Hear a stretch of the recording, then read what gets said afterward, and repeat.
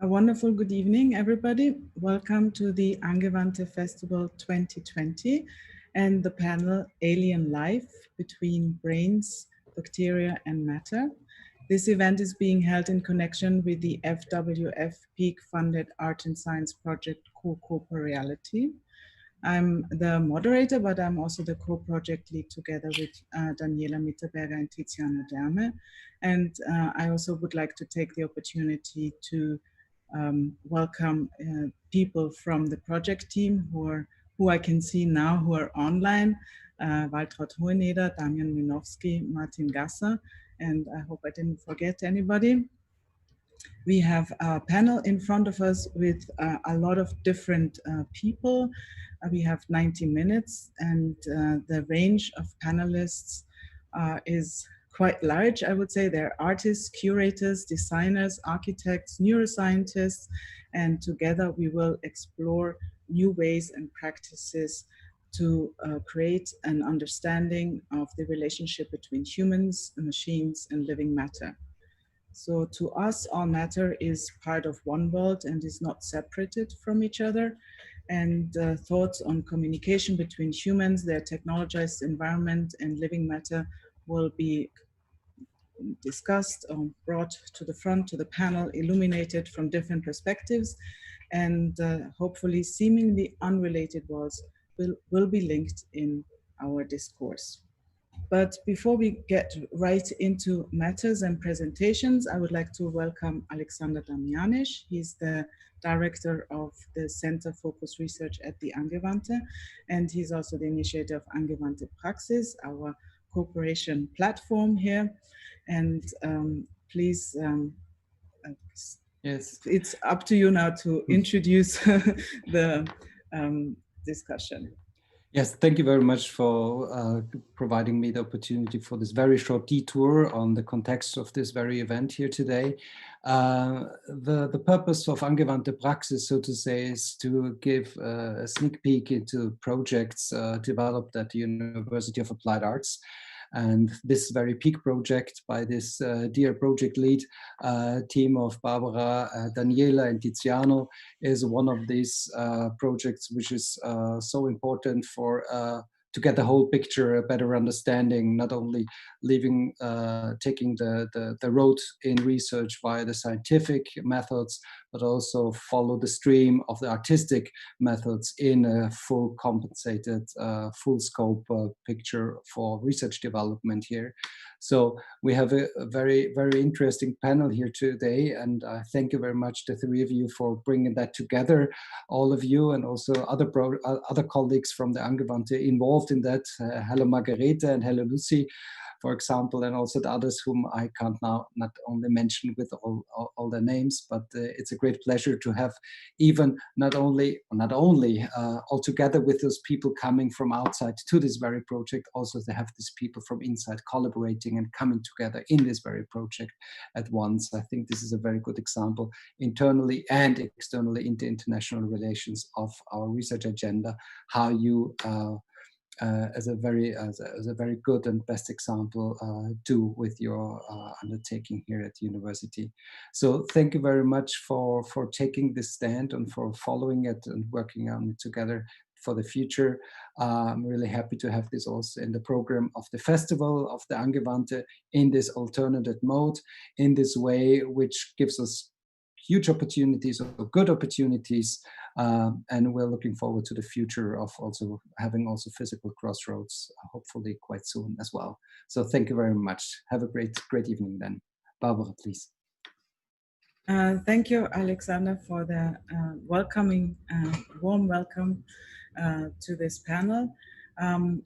We will have short presentations by Tiziano Derme, Daniela Mitterberger, then by Lucie Strecker, by Margarete Jahrmann, and then by Rael C. and Joanne Ting-Yu. And finally, we will conclude with Jens Hauser, who just before this panel gave a keynote lecture on biomediality.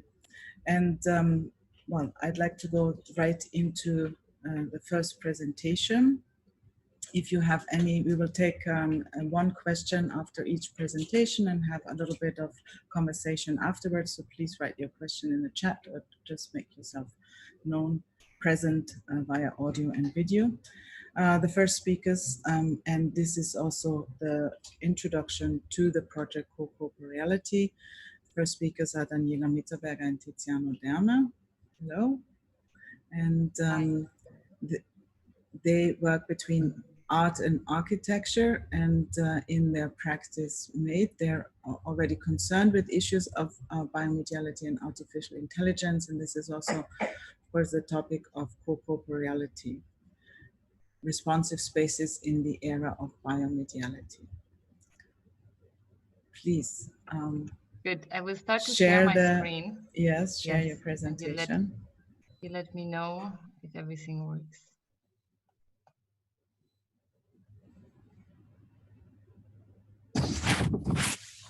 Perfect. So you should see the screen now. Yes.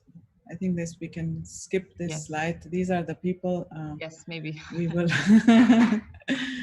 we will see further down the timeline, and I think just go ahead and start. Perfect. So we are very happy to introduce to you the first iteration of Co-Corporeality. It's a we called our short introduction talk today "Communication Systems and Their Discontents," where we will also show the e-feeder, which is the first actual physical implementation of the theoretical concept that we started to develop. Co-Corporeality is a project about meaningful interaction and engagement and possible trajectories between two biological systems. On the one hand, the human, on the other, a biomaterial or a bacteria. The question that we have is, how can we as humans speak with other subjects that we have that have a very different sensorial apparatus than us?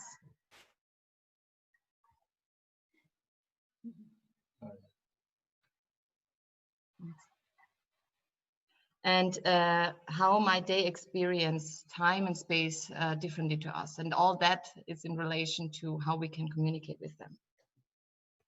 And especially which tools and which technologies, and in result also which vocabulary do we need to invent to enable us to communicate with these other species, with the bacteria, to send information from our side to the other, with the goal to create a space of co-realism. Here you see another diagram that we started to set up to describe these continuous dynamics of interaction between the human and the biomaterial. Co-Corporeality aims to develop this new augmented biological model where we put the human in a continuous loop with a biomaterial. Machines, in this case, are mediators between humans and biomaterials, the bacteria. Machines should provide a communication interface to humans, but also control and stimulate the behavior of the biomaterials with certain stimuli. The machines should be able to react to humans directly. We don't want to use mouse nor keyboards, to use the human body as an interface directly. And for this, we were very interested in starting to work with computer vision. Computer vision in the same thought process to microscopic images, to X-ray images, start to actually make the body transparent. And these borders that we have between the human body and the environment starts to dissolve. Within Co-Corporeality, we started to develop different kind of machine vision algorithms, especially to develop this kind of vocabulary of non-verbal communication that we can use to start a communication with the biomaterial. So for this, we used body tracking. We started to look into gaze tracking, started to look into facial recognition, emotion detection. So basically, I mean, Co-Corporeality, like Daniela mentioned, is based on these two bodies, like this kind of computational drive and as well as sort of a physical interface. And of course, we do understand in this talking about the physical interface that materiality is a sort of understood as a carrier, as a medium of physical and chemical processes. And when we state that, we certainly refer to the creation of a new kind of materiality of media, in a way. No? So our primary concern, in a way, is the development, for sure, of new substances that are able to mediate and rediscuss how we sustain, how we enhance, how we support life into a new domain of physical interfaces that are for sure beyond and outside the lab setting. The e-feeder, which is basically our initial contribution to the Angewandte Festival, needs to be understood as a platform of interaction between humans and the microbial life. And this was made possible basically through the creation and to the help of a web interface that is questioning at the same time the use and the democratization of these tools, these surveillance technologies, and at the same time the new possible appropriations of different scales of performance, no? A scale that goes from the human to the bacteria.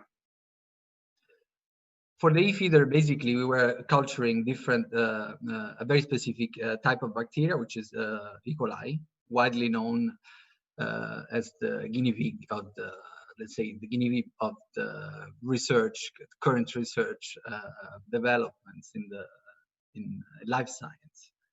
And this bacteria will culture on a very specific medium, which is basically what is characterizing will characterize the performance of the performative aspect of the e-feeder itself.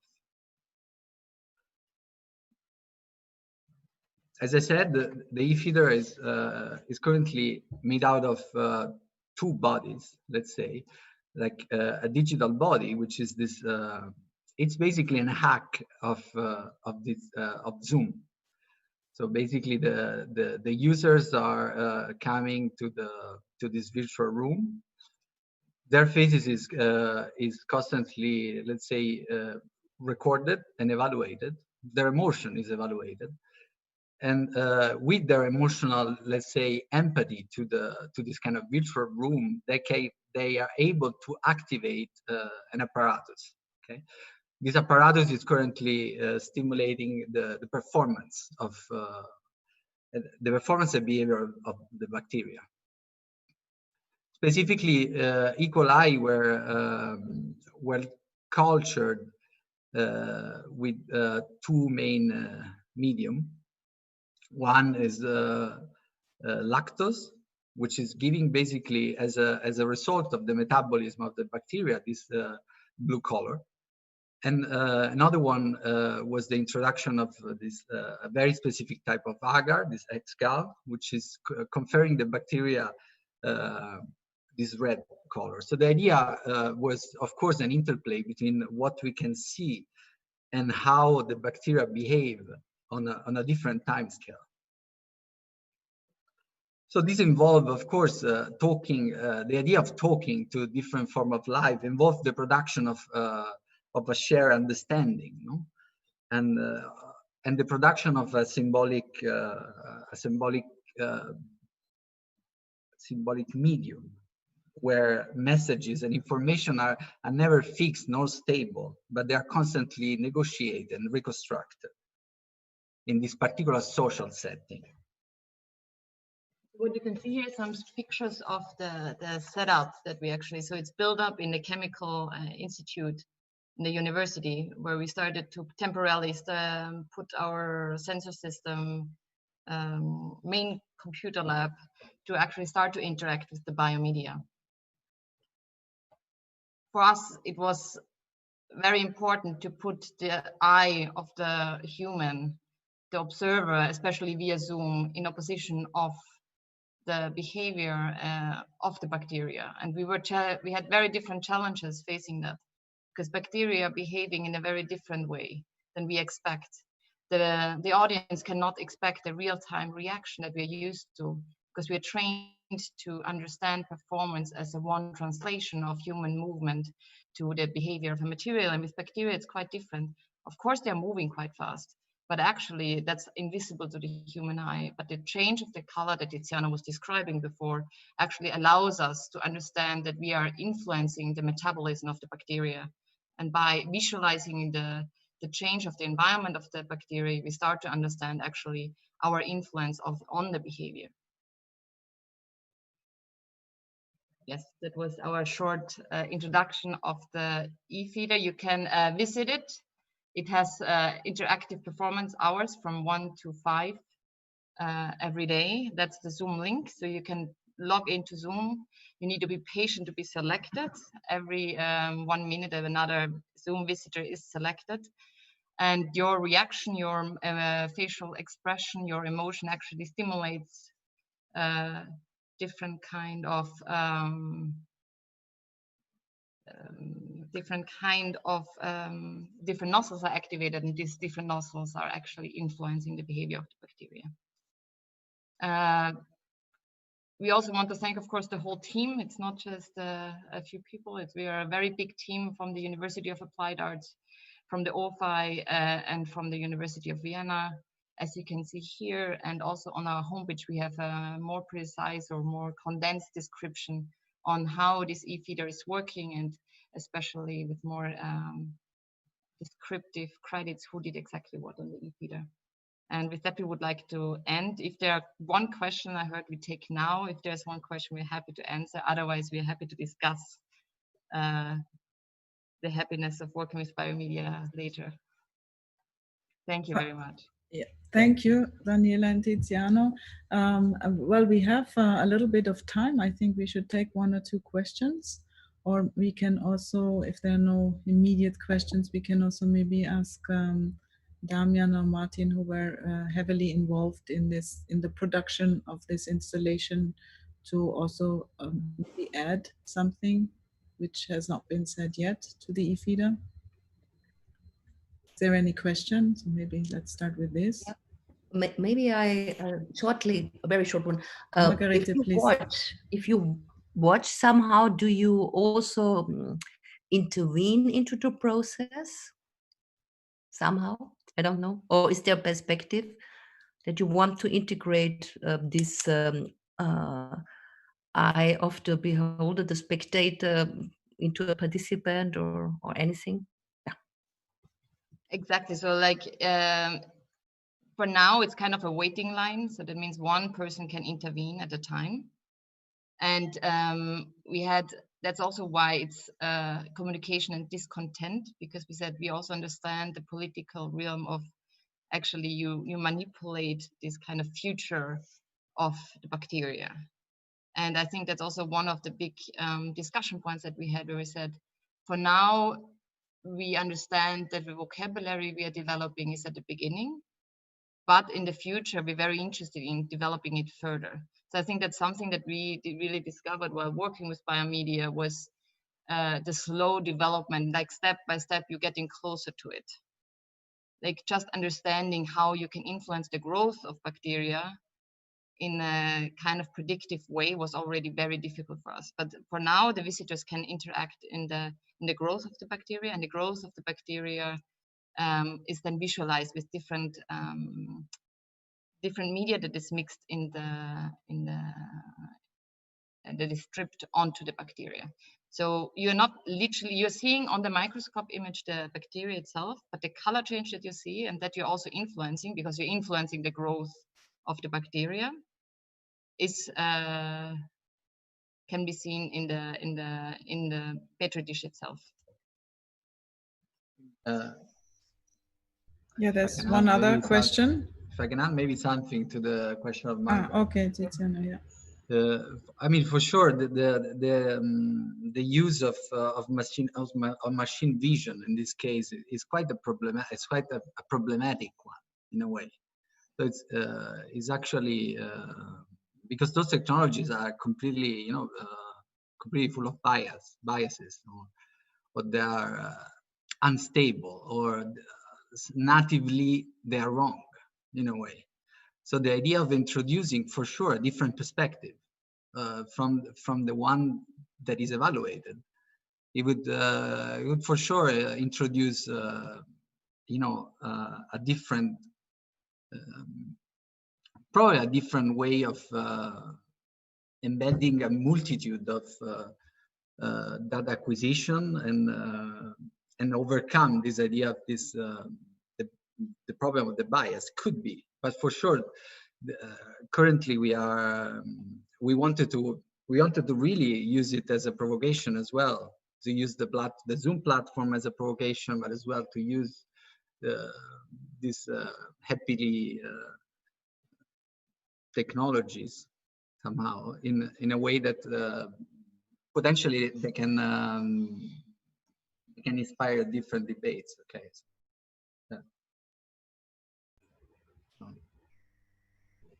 There was one other, DM Barry has another question. Another question. Maybe very short, please. Very short, very short. Well, short question, short answer, and then we continue. Thank you. I really like the setup, very shortly. And with the communication you set up, you definitely are saying something to the bacteria. And I'm wondering if it could also be, you know, one-way communication. It could also be seen just as a manipulation. So I'm wondering if you have a vision for some kind of bidirectional communication. That's my short question. In the long run, definitely. Like, but we even had a discussion if our behavior is not already manipulated by the knowledge that your emotions trigger something within another biological media. So even if it's not how the bacteria moves is influencing you back, already the knowledge and the empathy changes something within you. In the long run, we keep on discussing how that is possible, how something so small as a bacteria can influence us back. And I think it's a big interest of us, definitely. And I think in the process we are working on it, it's a difficult question. Yeah. I mean, you've created the vocabulary of communication with bacteria, and you have to create the vocabulary back also from the bacteria, and that's something. Yeah. One big point is we need better tools to observe something so small. So like all this kind of, because the bacteria especially is communicating with chemical means. So tools to observe the different kind of eyes would be definitely necessary to develop that further, to even get more understanding what actually is happening on a petri dish. Thanks for your input. Thanks. We agree. Thank you. I will stop screen sharing. Yes, because now I think we will go to the next speaker and presentation. I'd like to welcome and introduce Lucie Strecker. Hello, welcome. Lucie works as an artist and researcher in the fields of performance art and bioart. She's also now at the Angewandte Performance Laboratory, and her recent works include microbial keywording with Klaus Spieß, or the exhibition and symposium Applied Microperformativity, Life Arts for a Radical Socio-Economic Turn, which she also curated together with Jens Hauser. They showed that at the Angewandte Innovation Laboratory in 2018, but before in 2015, they also received the Prix Ars Electronica. Lucie, the stage is yours, please. We can't hear you. Please unmute your microphone.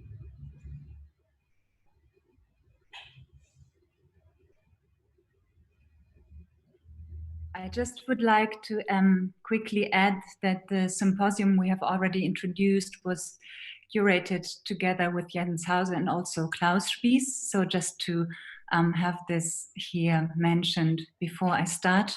Thank you. And to contribute to this panel, I would like to read an excerpt from a conversation between the science historian and theoretician Hans-Jörg Reinberger and the media scholar and curator Jens Hauser, who we just met before.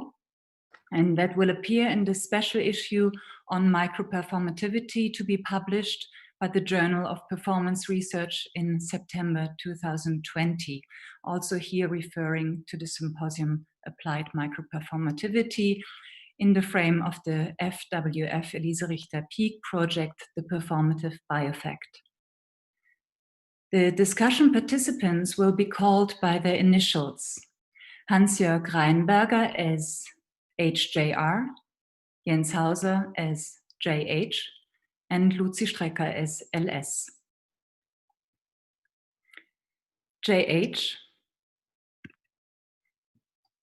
Hans-Jörg Reinberger, your lecture Microperformativity in Experimentation at the Applied Microperformativity Symposium was both framed and thematically taken up, but also repeatedly interrupted and finally absorbed proverbally and biologically by an art performance called Microbial Keywording, developed by the artists Klaus Spies and Lucie Strecker. On the other hand, your discourse became part of a symbolic, scenic performance.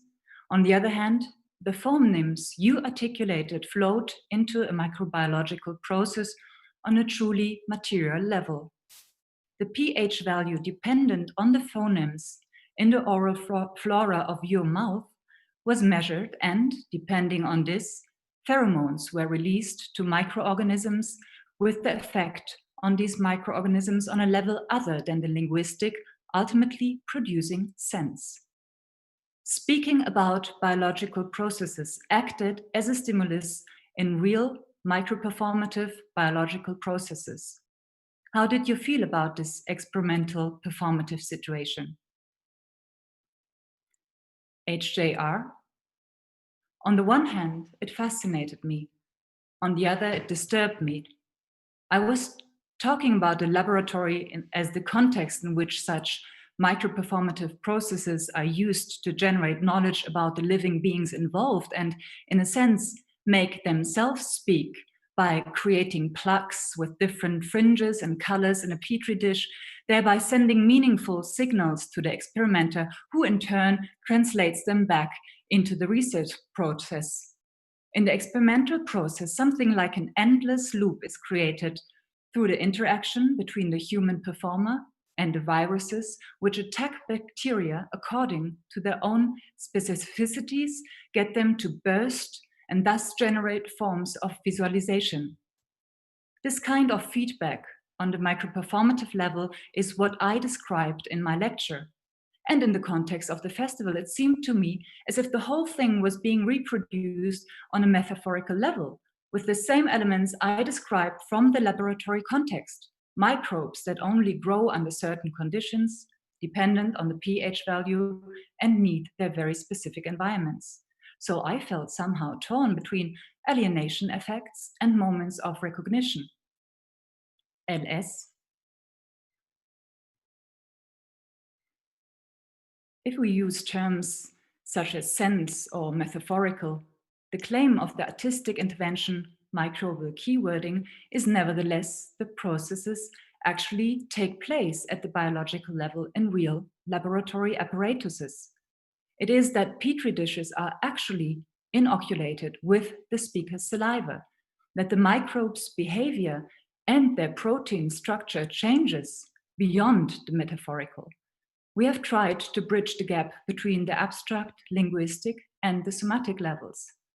How did you experience the second part of the performance in a separate room when a tube was put into your mouth and when you then repeated the phonemes of your keyword in an experiment? HJR. Yes. In this laboratory setup, which makes use of a microbial cosmos, one was not longer just an active spectator, but was involved as a component of the staging. LS. In view of the possibilities of biotechnology, the whole symposium attempted a change of perspective to explore how, within the performative arts and choreography, the typical questions of staging work are changing from how do people act, how do they move, how do they speak, to how can anthropocentric approaches be expanded? If one then thinks of findings such as that the interaction between microbes and the brain is a key factor in cognitive and mental processes, one now asks about the power of bacteria, etc., to act. HJR. Yes, in all the activities of the Vienna Symposium, one was always somehow struck by the fact that so much microbiology is constantly present in everything we do and are. Through our microbiome, which has partly been made visible here, we are practically always and everywhere in a microbial context, which we do not notice in our everyday experience at all. JH. In this sense, microperformativity also implies a sensation not only to other levels of spatiality, but also of temporality than those accessible to the mesoscopic phenomenology of the human animal, which so far correspond to the very broad concept of performativity in art and theater studies, linguistics, and anthropology. In your symposium contribution about microperformativity in vitro, life science experimentation, you emphasize the importance of compression and dilation. What is too small for being directly investigated must be enlarged. What is too big must be downsized. And what is too quick to be observed must be slowed down. And what is too slow to be observed must be accelerated. But why does the concept of performativity in general and microperformativity in particular make sense with regard to experimental practices in the natural sciences? What does it add to the acquisition of knowledge and understanding of experiments and epistemic objects? HJR. The term performativity was originally associated with actions or activities, but human ones. The concept of performativity was investigated in collaborative research fields over decades and was coined by Erika Fischer-Lichte, among others, to define action theory contexts. I, on the other hand, have always been interested in the actions you can induce in the objects you're experimenting with. What are they themselves doing? In experimentation, the concept of microperformativity can be made just as fruitful. What counts is not the experimenters who are somehow performing in the laboratory and pushing the petri dishes backwards and forwards and pouring something in here and sucking something out there, but that they're getting substances and organisms to interact with each other or creating an environment and initiating a process in which these interactions can take place and from which they themselves can withdraw. They want to know how the microbes behave and not what they have done to them. This is the conflict for any experimenter, that they naturally see themselves as people who are arranging all this, but precisely by arranging it, take themselves out of the game because they're not interested in their own actions. And that's when two performance contexts collide in the laboratory.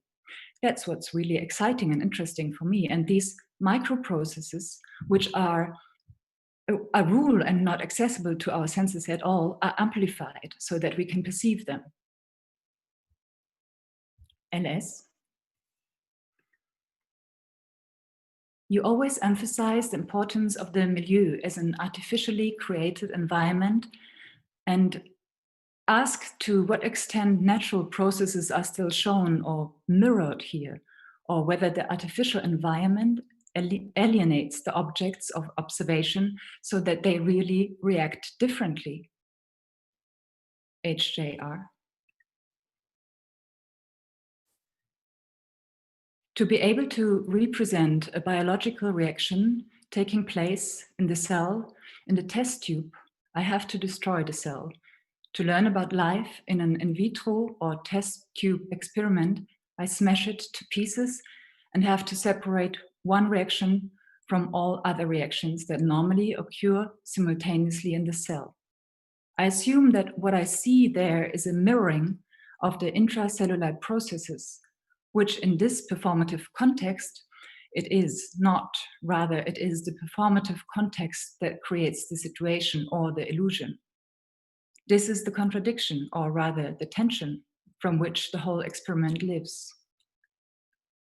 Following the biochemist and historian of science Herbert Friedman, what has been really new about test tube cultures is the claim and demonstration that tissue extracts could provide and represent not just what have been called natural products, compounds synthesized in tissues and organs, but natural processes as well. Friedman's claim, from now on, extract repeats or mirror processes. What is thus at stake in the transition from a living system to a test tube system is not just the transition from biology to chemistry or from physiological processes to organic substances. What is at stake is rather something akin to a reduplication of life, a life, so to speak, under other conditions. The milieu of the cell, or the milieu intérieur of the organism, to speak with the French 19th century physiologist Claude Bernard, is being replaced by milieu composed in the test tube. In this process of repeating or mirroring life, however, what is implied is a permanent threat of aberration, which confronts its practitioners with the equally permanent question of how far in the mirror we are still able to see nature. Thank you.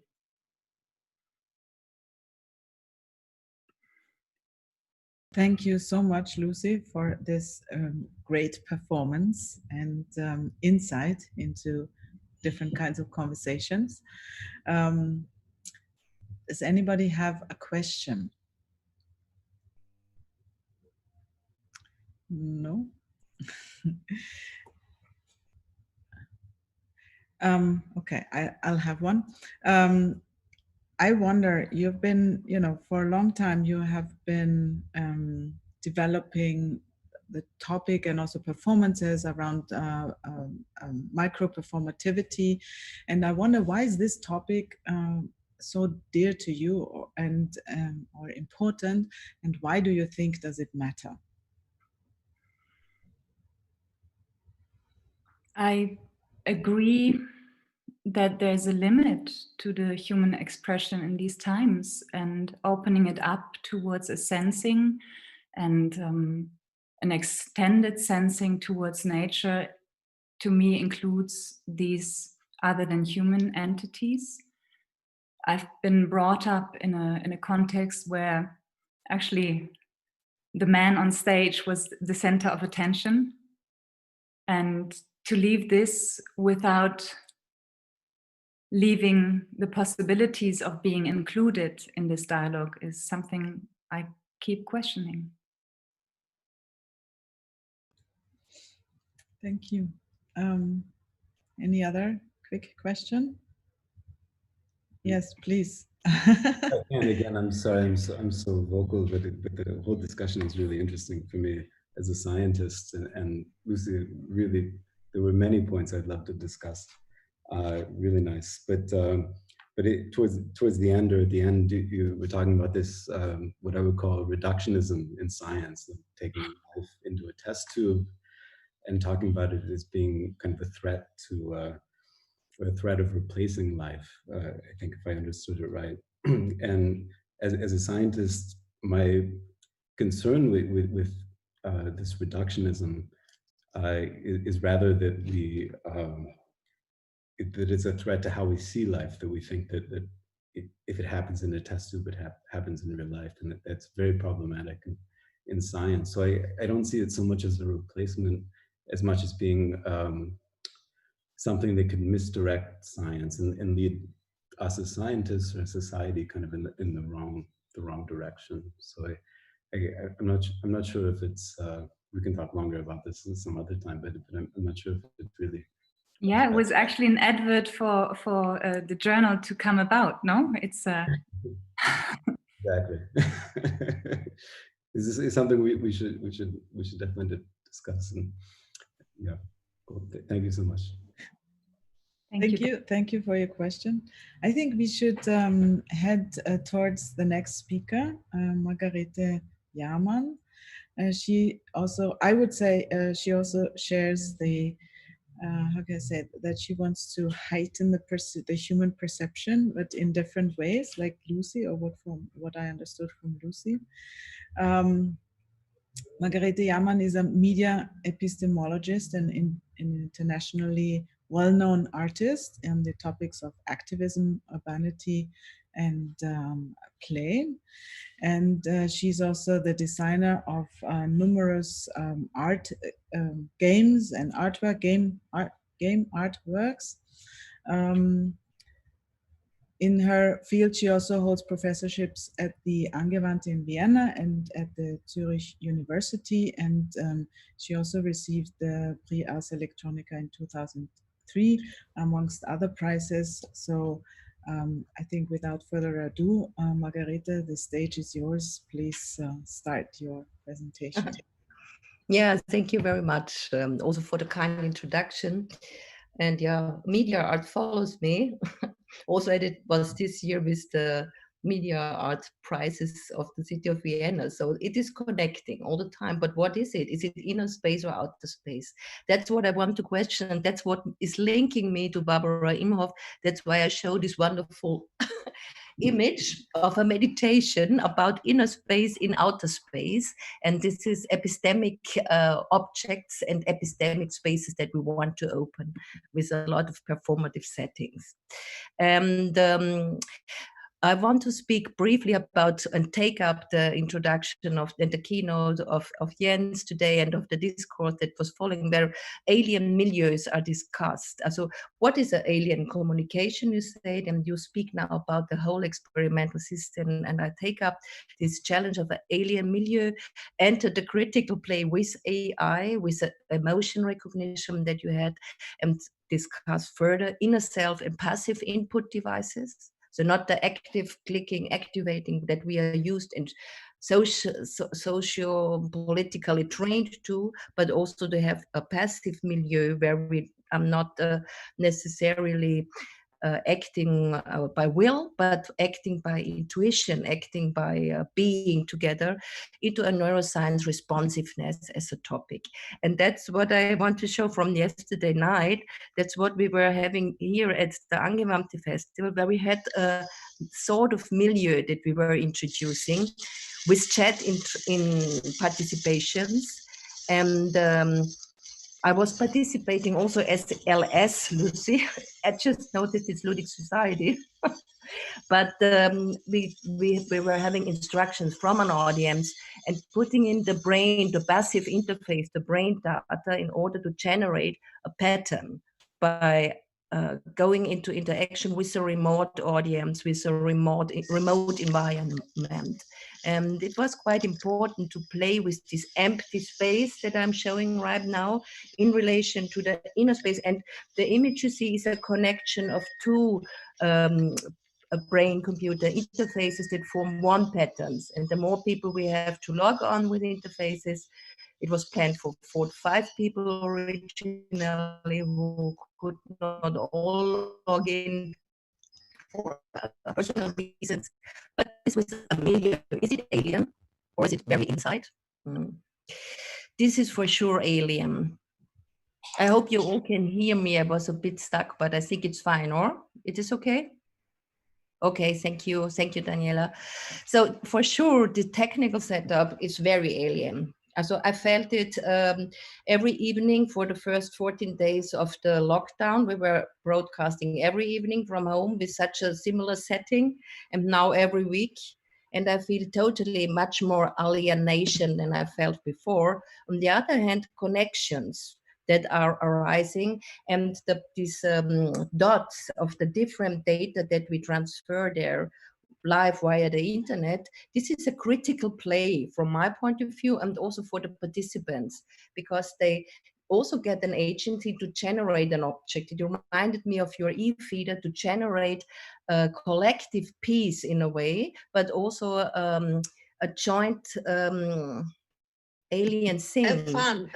that we are creating here. And so here, normally I don't talk, but here you see, and also the audio aspect. So this is from last week. I show you very recent place with the situation to stay in virtual environments. Also the audio aspect. It's no communication with words and not talking, only with chatting, with giving instructions, with a sort of algorithmic, but in performances instruction, in conceptual arts instructions, we're having a meaning to trigger participation also. And also the audio is a generative sound that is made out of the data of all the different interfaces. Also of interfaces of different types. Here we are wearing two different types even, so I'm very happy. Two different commercial types. This means we are not dependent on one platform or one commercial interface or one big interface. So chat via YouTube, using existing platforms and bringing these together into a hybrid milieu where we perform in a liveness situation, for sure not about being alive, but about participating in a live enjoyment, a jouissance, I would say, also in a series of communication without words, with different aspects also of a methodological interpretation of a star environment. It looks a bit like a cosmological environment. That's why the cosmic metaphor is fitting very well. What we were generating out of these input devices, the neuromatic brainwave broadcasts. I didn't mention actually that in May, we started in March, but in May we had a kickoff of a FWF peak project at the Angewandte that also is called neuromatic interfaces, a new form of media art, critical play with neurointerfaces. And this broadcast was in preparation or a spontaneous reaction, as we even couldn't enter our research places. You also were referring to to measurement in biological data. So what is measured? What are we really measuring with such devices that biofeedback systems? How far can we go into our thoughts, our data in the brain, our thinking? So the alien measurement is a subconscious measurement. It's not our cognitive discourse, not reading our thoughts, but for example, reading our bias. You were talking about this. And this overview you see here in the background is, you see 17th April on the left, on the 1st, it goes to 24th April, 1st of May, 15th. Each one is 5th till 12th of June. We didn't do it from last week, but every week you see the data of the broadcast and of our inputs and the feedbacks and communication that we were having during this performance session. For me, it also was a question, what remains of a performance? Photos, video, but this is also what remains, and it can have a different appearance.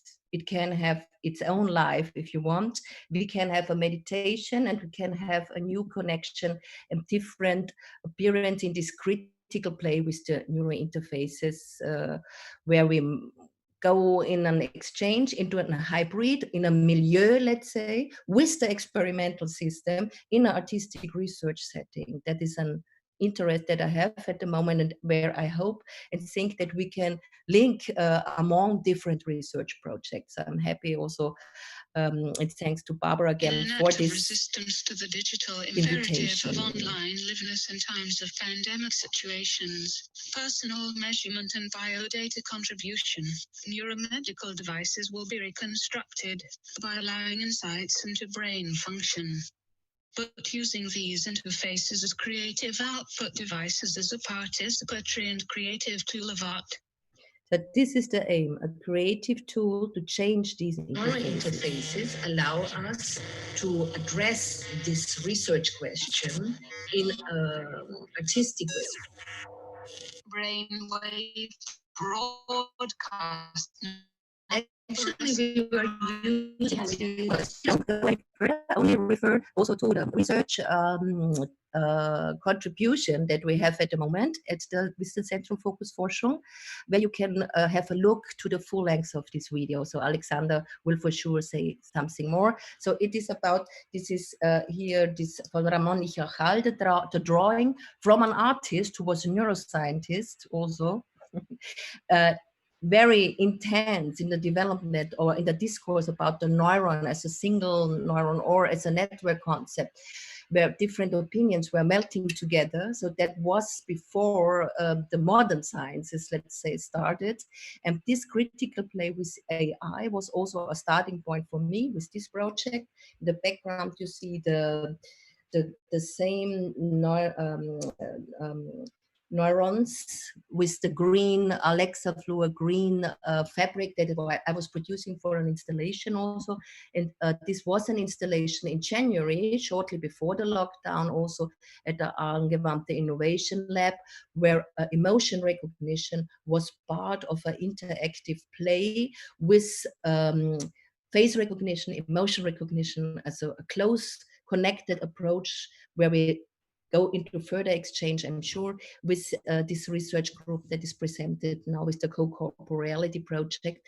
And you were lying down on an examination bed also in the live performance in a sonification. And this was a tribute, this performance, to our friends in Hong Kong, because you will see briefly in Hong Kong, fog bombs were used in order to fight the emotion recognition, the face recognition, the identification before we were wearing masks. And this was expressed in this performance. And then I'm done.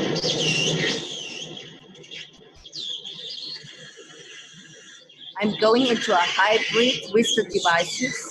I'm measuring data, face recognition, and also the device itself.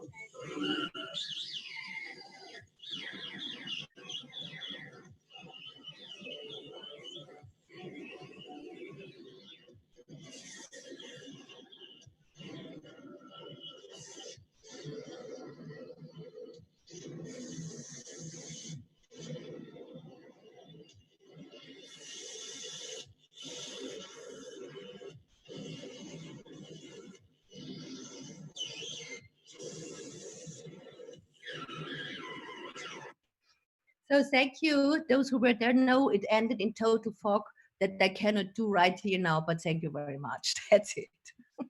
Thanks. I stop. Thank you, Margarete. As well, yeah. Okay. For this very nice and interesting talk. That's why I wanted to show the different ones. So I hope that this course can go on. Yes, I think so. I think we have time for a question. Anybody has a question? Daniela? Yes, I would have a question, because I think it's quite interesting, because now due to this global pandemic, we start to have performances via YouTube live streams or Zooms or behind the computer. So what do you think changes in the interaction of the audience when you actually use the webcam rather than in an exhibition setting? Or do you think what does that change? How can we learn from that? Yeah. So for me, it was very important that that also the setting as performer changed very much. So I always worked also with online elements. So in a way, it was quite interesting, or it also showed that it is not demonstrated that we can simultaneously participate in different levels, as I said, as a hybrid in such a manner with the text and with the audio and with the data thread. So the feedback with the audio is much more than only the video, but it can be also the face, of course, but it has different levels, different dimensions, and that is the difference. It is hard to get any input or data or even any text statement or so in a live situation. So it opens up these channels that are normally harder to access, and of course we are missing this a lot of aspects which I don't have to mention, I think. So it changes that from my point of view, that the interaction is a different form and a different setting, and maybe also more precise in a way, more focused. But still I miss live, and I still like more the live situation. Don't ask me why. Others know maybe. Well, as long as we are humans and have these physical bodies, I guess this is why we prefer this. Thank you.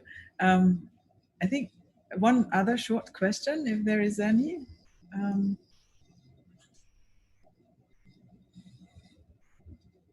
No, I can't see. Well, then thank you, Margarete. I think we head towards the Ray and Joanne, towards the next speakers. Welcome. You're coming from furthest away, although it doesn't really matter in this kind of setting. I'd like to welcome Joanne Ting-Yu and Ray LC. Joanne is a human-centered designer and researcher who leverages her empathy and curiosity to reimagine the future and to design meaningful experiences and to create measurable impact through technology, strategy, and collaboration. And Ray LC is, and I have to quote this from his CV. I'll tell you first what he is not, and then probably I can reveal what he is. Joanne is based in Taipei, but also in the US, and Ray is based in New York. So Ray is not just an artist or just a scientist, designer, or engineer, despite working in all of these fields. Ray applies psychology, technology, and creative practice to build interactive experiences that enable empathetic communication from the multidisciplinary perspectives of neuroscience, installation art, social robotics, and storytelling. This was a quote from his own writing, actually. Okay, welcome. Please start your presentation. Thank you for the introduction, Barbara. Okay. So, hello everyone. My name is Joanne Shi, and here with me is my partner, Ray C.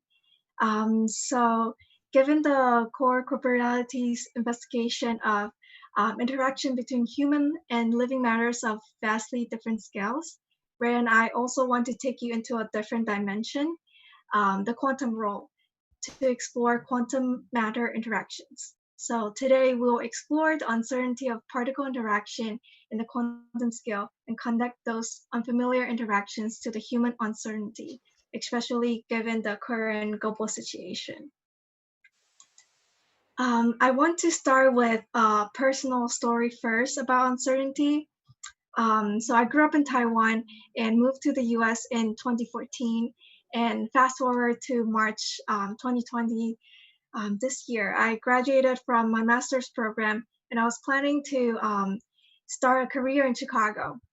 In that same month, I started to stay in quarantine like everyone else. So in this picture, you can see that I stay in my one-bedroom apartment with my boyfriend and my roommate. It's a pretty crowded space. During those days, I have a set routine and daily goals to kind of structure my time in this apartment. On one hand, I was really clear about my daily position, where I will be and what I could do. On the other hand, I feel pretty lost about my momentum. So I asked myself, how fast will I find a job? But there was no real answer. Nevertheless, I was quite content during those days. And this sort of lifestyle ended around March 20th when I received a call from my parents who live in Taiwan. And in that phone call, I learned that my mom was diagnosed with stage 4 cancer. And at that moment, I felt a lot of things.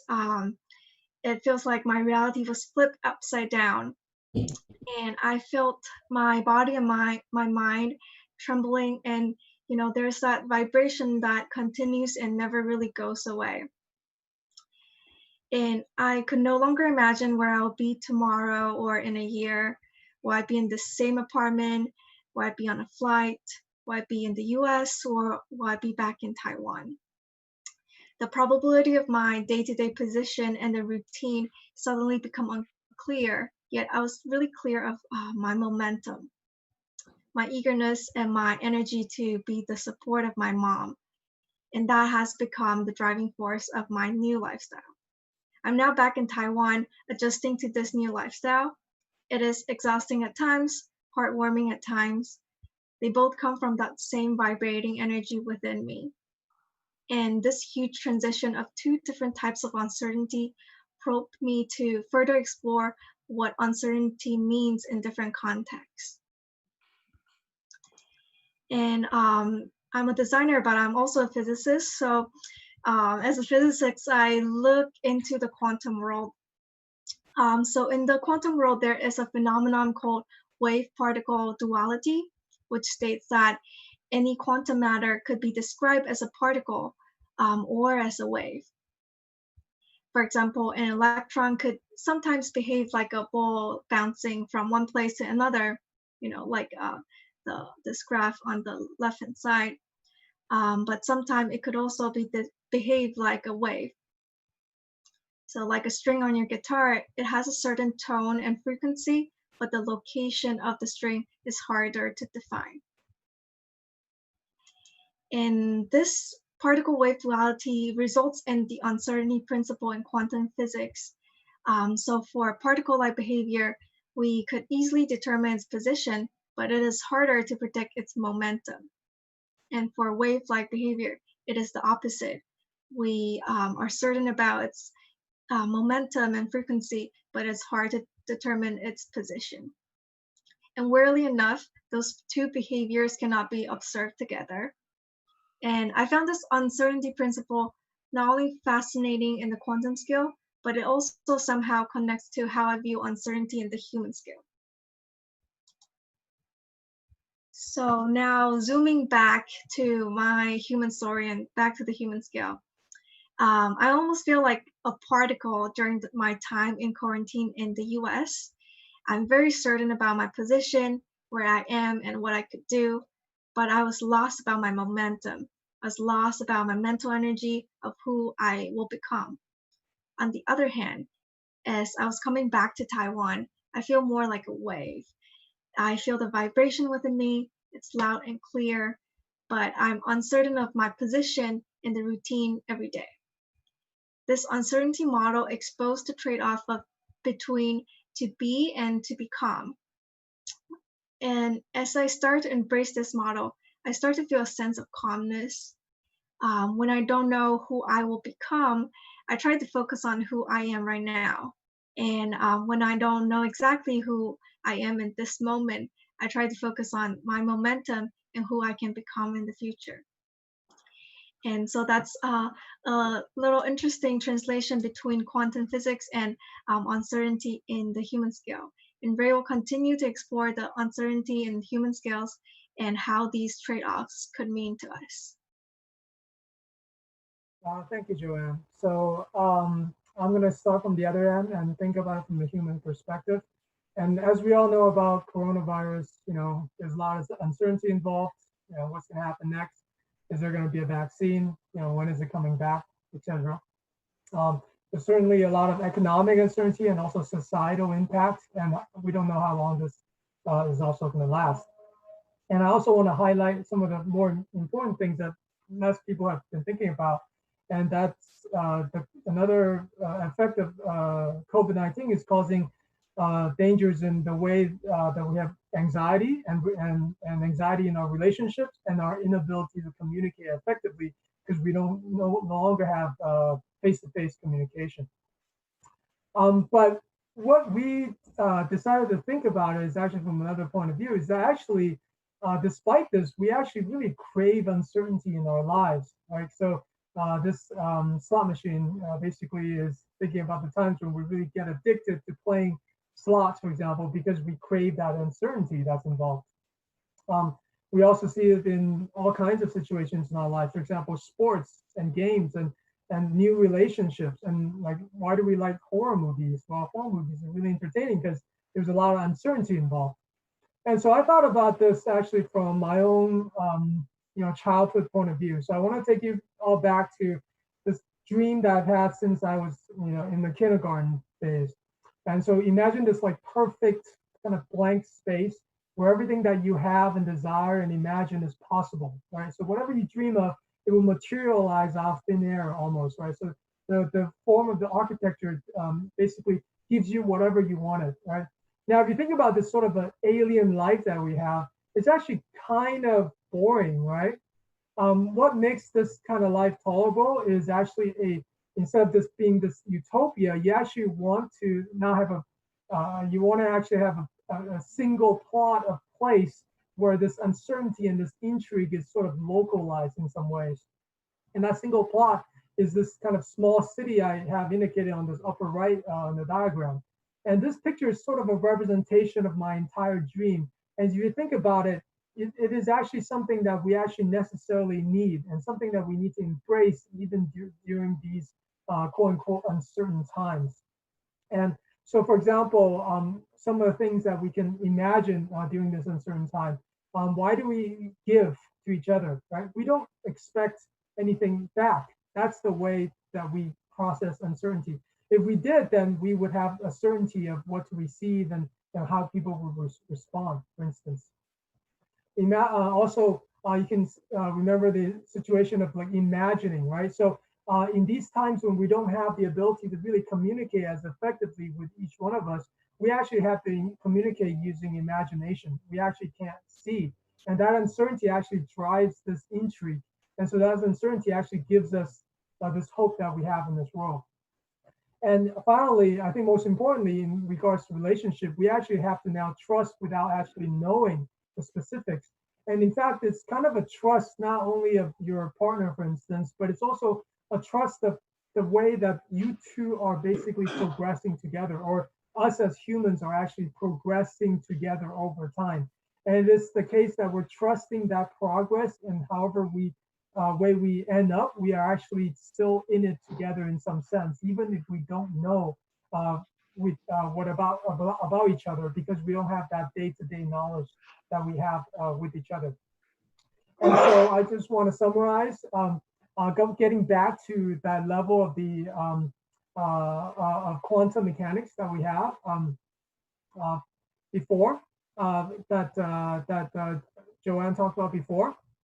And it's the idea that there's a sort of essential trade-off between what is to be and what is to become. When you know who you are and you don't necessarily know kind of where you will be in the future, that's sort of a trade-off between you know what you're doing and you know where you're going, but you don't necessarily know who you are or where you are. And so this is kind of leads to a sort of calmness in a way. That uncertainty is actually something we can embrace. And this embrace comes with not actually knowing, but actually we want to not necessarily know where we're going.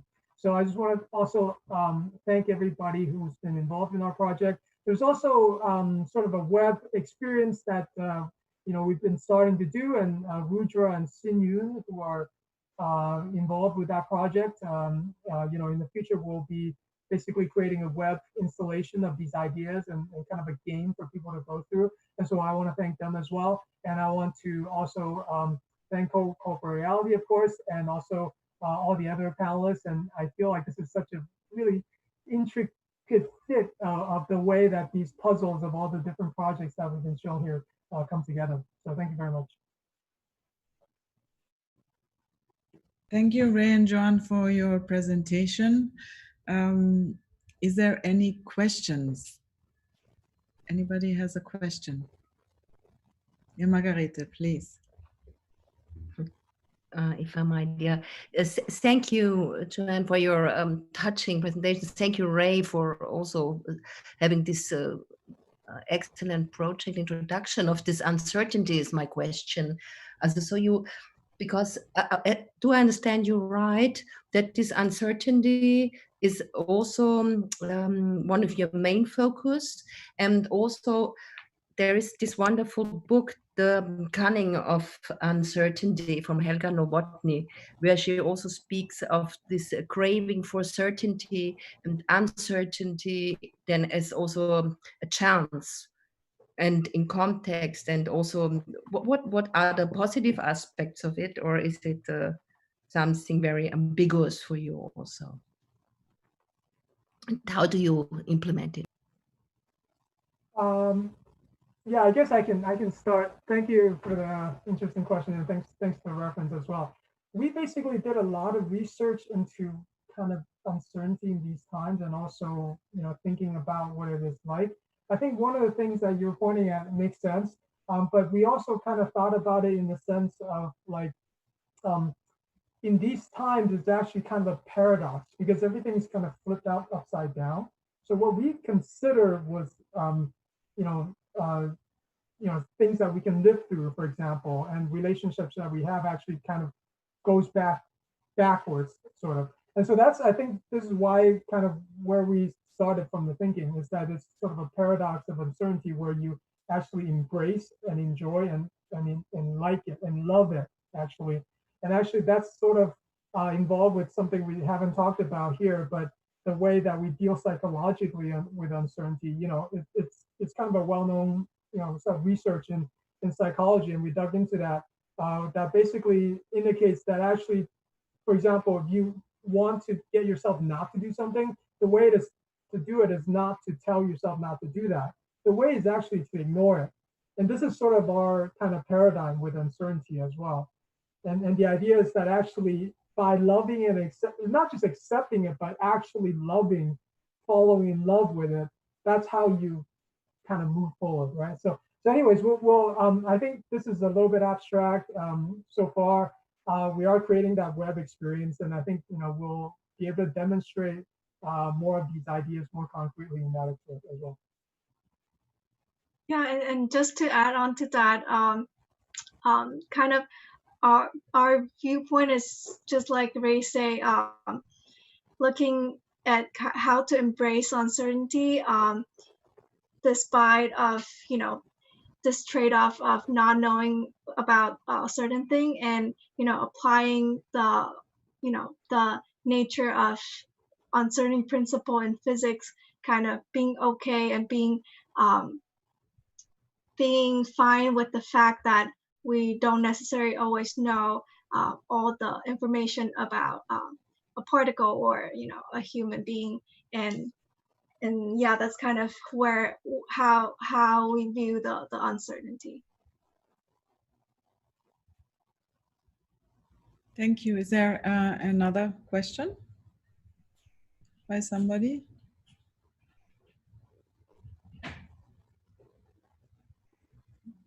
I mean, what struck me is basically that the topic of uncertainty is always very inherent in any kind of artwork, installation, or whatever, when dealing with biology, and so there is you can't control, or we think we can control it, or we're trying to control biology, but we cannot. So, and probably we also cannot control brains yet. I'm just thinking about the title, Alien Life Between Brains, Microbes and Biology. So and matter. So this is something which I find interesting, that this topic of uncertainty ties everybody together in this kind of virtual room, or their works too. Yeah, definitely.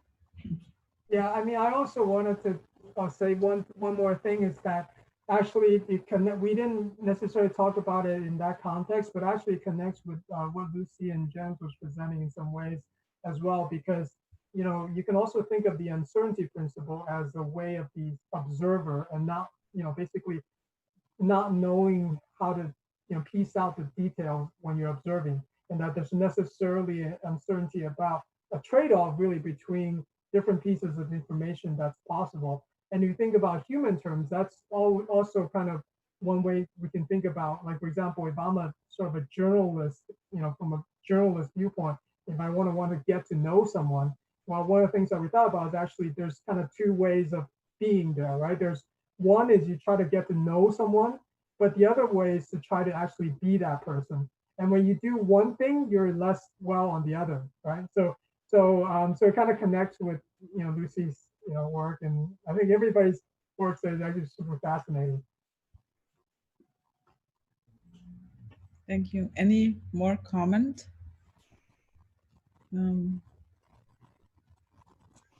Okay, we will close very punctual, but we still have now one last sort of summary by Jens Hauser.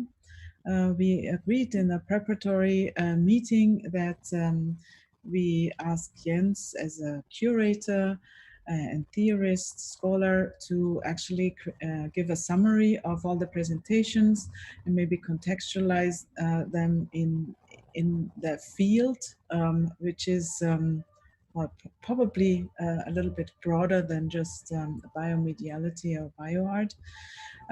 Jens Hauser is a curator and theorist who deals with the interaction of art and technology in relation to the trans-historical staging of liveness, including the use of bio, and then in brackets, technological media in art. And you probably already know, but he's currently collaborating with Lucie Strecker on a special issue on micro-performativity for the journal Performance Research. So I'd like to ask Jens to take the stage and to, well, maybe reflect on what has been said and discussed. Yeah, that's a very challenging task, given the extreme variation of these contributions. And I have to admit that I have not prepared anything. So all what I'm trying to improvise is just thinking loud. And I've taken some notes, and based on these notes, I just would like to create a kind of thematic thread, which is of course linear and chronological, while it should be completely non-linear and not chronological. And maybe is to start with the last intervention. It's interesting to see in how far you turn the uncertainty paradigm from the uncertainty Heisenberg principle, from the very quantum scale physics to social lives and social uncertainty and so on. So in this sense, this scaling up and down is something that probably traverses all the interventions. To know in how far feedback loops between human and non-human agencies can be thought of. And it also reminded me the definition that I gave in my lecture earlier about life from the very principles of chemistry, biology, nucleic acid, to more structurally relevant complexity that unfolds in human psychology. So there was this kind of scaling, not only in terms of physical scales, but in terms of increase of complexity. And I found this very interesting because right now that you both in this last intervention combined the very quantum physical dimension between the position and the momentum as a kind of driving force of destabilization, of desontolization, not only to move from ontologies to flat ontologies, but actually to unstable epistemologies, reminded me an article that we have both, Lucie and I think, rereading also in the light of this forthcoming issues on microperformativity, which is the 2003 published article by Karen Barat on precisely post-humanist performativity toward an understanding of how matter comes to matter. And of course, this article, as Barat is a physician and a theoretician of feminist studies, comes from Niels Bohr's own critiques of Newton-based physics and to question not only the stability of ontological constructions, but of the representational idiom that becomes a performative idiom. And I just came across, just by listening to you, a quote in which she also is relating to something that Lucie brought up in her presentation of in how far language was measured, captured, and transformed into something physical in the microbial keywording and experimentations. So Barat says that the epistemological framework that Niels Bohr, develops in terms of quantum physics, rejects both the transparency of language and the transparency of measurements. And we talked a lot about how things are being measured, and in how far the fact that something is being measured affects the very ontology of the things. And so she writes that he rejects the presupposition that language and measurement perform mediating functions. So they're not just mediators, they are makers. So language does not represent states of affairs, and measurements do not represent measurement-independent states of being. And these aspects come very strongly when we think of what is all destabilized today, from physics to geology. If you think of Elisabeth Povinelli's writing about the agency even of stone or geological affairs, so physical, the chemical, the biological, up to the social. And I also think what you said about the Zoom situation. We are in a situation where the performativity, the very micro-performativity of the virus is messing up large-scale human action at this point. And it's not just happening on a metaphorical, but on a metabolical and a physiological level, as we have seen. I think that beyond all this new media constellations that we meet each other and cheer each other by Zoom, that it will also lead to a larger destabilization of the mesoscopic phenomenological bubble within which the human animal is still imprisoned. And I think it also will lead to a kind of material culture that we very strongly feel in all the interventions, that we not only want to have a name for these non-human agencies, but we want to interact with them somatically, physically, bodily, and in a co-corporeality that is just not an exchange of information through a communication channel, but actually to pair uni or bidirectional relationships on a kind of level that is a material level. So at this level, I found it very interesting that when we still think of Zoom, that brings us together now. But for example, artwork in the future will look at this macro scales. For example, in how far zoonosis as the very origin of this actual crisis that makes us all meet on Zoom is also linked to deforestation, to ecological concerns, to the decrease of biodiversity, and not just the kind of animal sold in any kind of Chinese market, but that there will be an ecological reasoning of materiality, creating zoonosis through deforestation, us ending up on Zoom. So I think there will not only be a kind of extrapolation to saying, oh, we have this new Zoom art, we have Zoom drawings, we have new street art, celebrating the new heroes of the medical system and so on. I think there will be a general questioning of the materiality of all the technical media interfaces that actually bring us together, which will also result as one of the crises. Then I think a general term, what I feel in a lot of the interventions, be it Margarete, be it Tiziano and Daniela, is also that there is a need, obviously, to move from the symbolic to the somatic. And there's something, a kind of change from script to embodiment. There is a kind of raise of concern for the other than human scales on which these non-human beings happen. Also, the question of temporality and the question of spatiality, which also transcend in the last intervention, because this is precisely the oscillation between the momentum and the position. It's also because it's the oscillation and it's about the spatiality. So it has to do both with temporality and spatiality. There is probably relation to liveness to liveness. So in one thing that we can see, there was in digital culture a very large excitement about liveness with a V, and we moved to an excitement about live with an F. That doesn't contradict each other, but that rather the live with a V and the live with an F complement increasingly each other. And this has to do with this co-corporeality that is more than just a kind of paralinguistic kind of extrapolation of information exchange.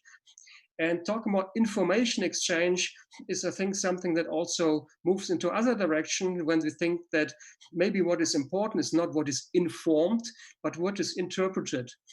And this is also one of the fundamental principles of biosemiotics, which also is very crucial in the attitude of artistic research that Lucie, Strecker on the one hand, and also Tiziano and Daniela are doing, in how far it makes sense. And the making sense, it's not a question of information, it's a question of interpretation. And against the grips of all the information-based genetic theories, the code-based theories, I think a lot of biosemiotic thinking is that precisely the sense-making instances are acquired through interpretation. So in a certain way, life makes sense in a very biosemiotic sense, and it materially makes sense. So there is this question also in how far we as in our self-constructed human mesoscopic bubble, we interact then with these other non-human agencies. And I was very excited by the way that Daniela and Tiziano also talked about architectures, biological architectures that would be reactive, but that would be living architectures, and in how far we would interact with them. It's an old question to think of architecture not only in terms of visuality, but also in terms of haptics, in terms of smell, in terms of proximity, which was, for example, outlined by a Finnish theoretician, Palasma, in The Eye of the Skin, where he's advocating architectures that are more tangible, that are more physical, and that just not are constructed for the eye. And I know that Tiziano also worked a lot with another architect that is doing biological architecture, namely Zbigniew Oksiuta, who has also been working against gravitational architecture, and how when we overcome the gravitational condition of thought, that may change also our human centeredness. So I want to come back to this just because a lot of neuro projects have been involved here, and to relate an experience from New York, where some years ago, Guy Ben-Ari with his team, and I mentioned him earlier in the keynote, with the interaction between a human performer and a rock star in a petri dish, using red nerve cells in order to create musical patterns. They created a very interesting physical three-dimensional spatial installation called Silent Barrage, in which you could, as a human being, interact with the poles in a kind of forest that was mimicking an array of electrodes that in a petri dish that is measuring nerve activity. And the actual behavior of the humans in the actual forest of neuronal poles was then having an impact on the real behavior of the nerve cells. So they were stimulated actually physically, biologically, by the presence of the humans. So what did the human do? The humans would just mimic their own interfaces and would just try up and jump and here and there and make gestures with their arms, and not understand that these physical gestures may only have an impact in time, because the temporality of the neurons is a very different one. So they would affect with their gestures actually the neural cultures in the petri dish, but maybe 2 or 3 days later. So there was this question raised also about the different temporalities and what happens when we as our human scale try to interact with non-human agencies. So I think that, yeah, for me, there was a lot of huge inspiration when it comes to how to imagine this co-corporeality in all of your talks. And I think I have finished my thread of spontaneous improvisation and thinking loud. So I think it's a good moment to open up the space for further discussion. Unfortunately, we are right on time, and so we'll have to delay conversation. Thank you so much, Jens. I also think that after your final statement or summary statement, there's not. I think it's a good way to conclude this symposium, and I'd like to thank Ray, Lucie, Joanne, Margarete, Daniela, Tiziano, Alexander, and Jens very much for your input. And I'd also like to thank the audience for your virtual presence, also your feedback and input. The panel has been recorded, will be available on our Co-Corporeality website, but also on the Angewandte Festival website. So for now, thanks so much to everybody. I wish you a good summer night. Enjoy. Goodbye. Thank you. Bye. Thank you very much.